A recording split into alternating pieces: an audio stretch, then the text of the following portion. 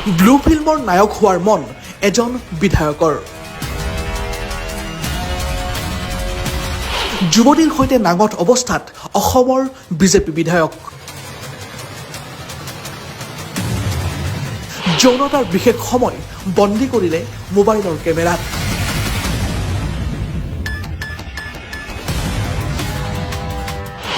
মোবাইলে বিয়পিছে বিধায়কৰ পৰ্ণ ভিডিঅ'। ৰাজ্যিক বিজেপিৰ ভিতৰ চৰাত হাহাকাৰ। এটা বিশেষ ভিডিঅ'ই সম্প্ৰতি তোলপাৰ লগাইছে ৰাজ্যত। বিশেষকৈ ভিডিঅ'টোৰ বাবে শাসকীয় বিজেপিত লাগিছে হাহাকাৰ।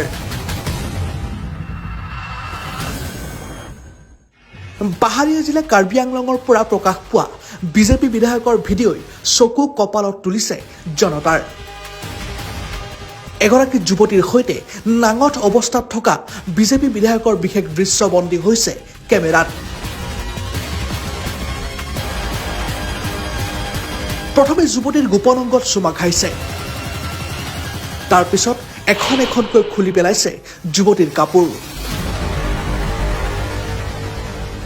পৰৱৰ্তী সময়ত বিধায়কজন নিজেই নাঙঠ হৈ যুৱতীৰ সৈতে লিপ্ত হৈছে যৌন অভিসাৰত।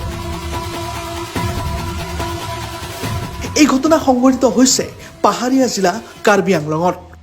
ভিডিঅ'ত যুৱতীৰ সৈতে যৌন অভিসাৰত লিপ্ত হোৱা ব্যক্তিজন জিলাখনৰ ডিফু বিধানসভা সমষ্টিৰ বিজেপিৰ বিধায়ক বিদ্যা সিং ইংলেং বুলি অভিযোগ উঠিছে।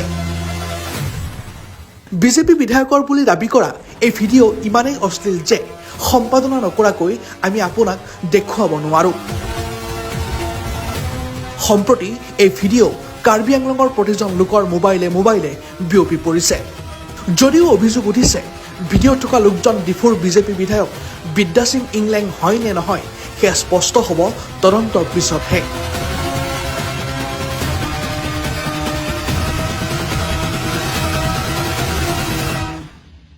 ব্যুৰো ৰিপৰ্ট, প্ৰতিবিম্ব লাইভ।